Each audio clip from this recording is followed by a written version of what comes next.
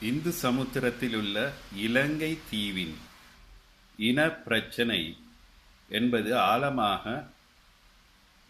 இம்மட்டும் பேசப்படவில்லை. இலங்கையிலே 2500 ஆண்டுகளுக்கு முன்பாக வாழ்ந்து வந்த மக்கள், அவர்களது கலாச்சாரம், அவர்களது சமயம் என்பனவற்றைப் பற்றி இலங்கையிலே பாராளுமன்றத்திலே இதுவரையும் பேசப்படவில்லை. இனப்பிரச்சினை என்று ஒரு பிரச்சனையை ஏற்படுத்திக் கொண்டு அதை எப்படி தீர்ப்பதென்று தெரியாது அனைத்து மக்களும் போராடி கொண்டிருக்கின்றார்கள். ஆதியிலே இந்த தேசத்திலே இந்தியாவின் மன்னர்கள் ஆட்சி செய்து வந்துள்ளார்கள். அசோகன் சக்கரவர்த்தி யுத்தத்தின் பின்பாக பேரழிவை கண்டதினாலே அவர் இலங்கை தேசத்திலும் உள்ள அரசர்கள் சமாதானமாக வாழ வேண்டும் என்று தர்மத்தை இந்த தேசத்துக்கும் வழங்கினார். அப்போதுதான் புத்த போதனைகள் இலங்கைக்கு கொண்டு வரப்பட்டன. இந்து குருக்கள் புத்த சமயத்தை, புத்த போதனைகளை போதித்து வந்தார்கள். போது சமயம் என்பது புத்த சமயம் என்பது இந்த தீவிலே இருக்கவில்லை. தமிழ் மக்கள் பௌத்தத்தை அந்த தழுவினார்கள். அதன் பின்பாக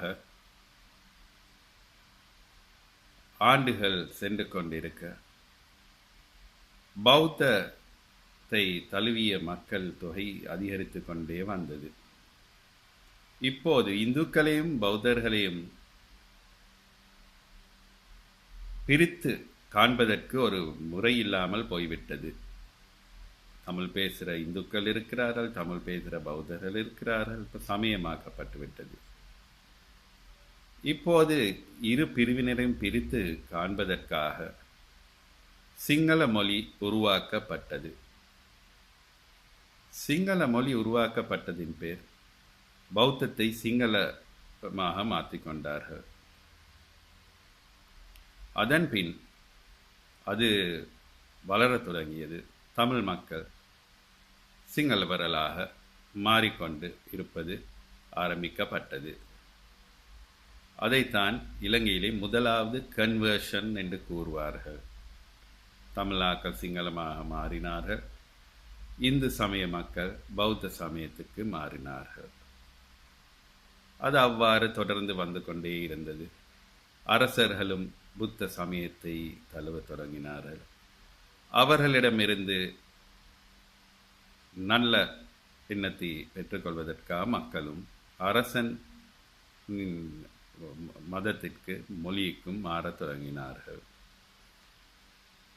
அப்படி இருக்கையிலே அந்நியர்கள் தேசத்தை கைப்பற்றினார்கள்.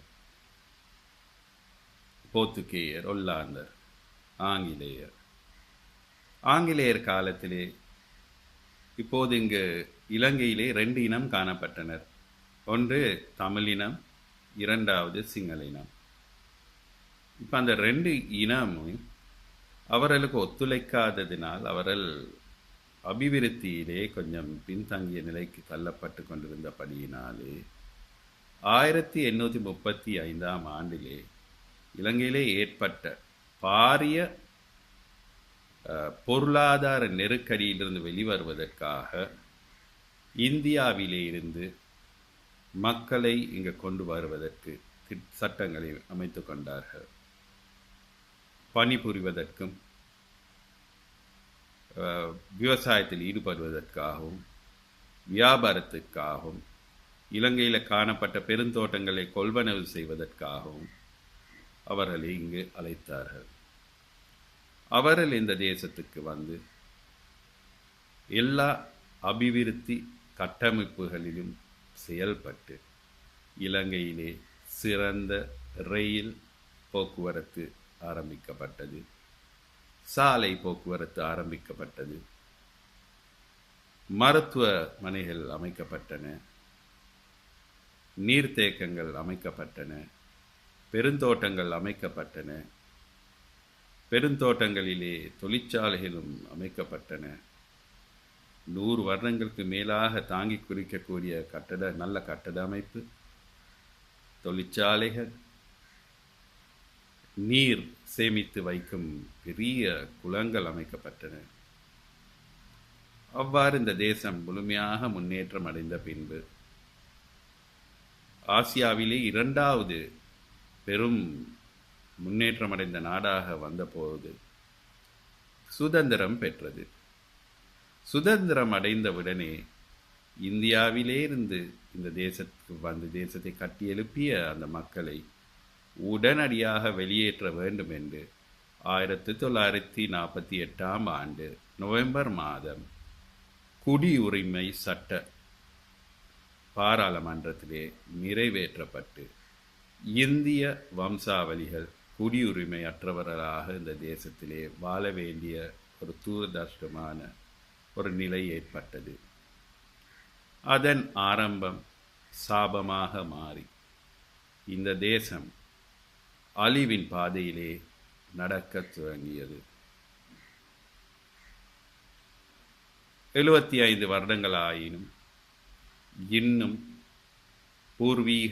இலங்கை பூர்வீக தமிழ் மக்களும் தமிழிலிருந்து சிங்களவர்களாக மாறிய இலங்கை பூர்வீக மக்கள் ஒற்றுமையாக வாழ முடியாத ஒரு காலம் ஏற்பட்டுள்ளது.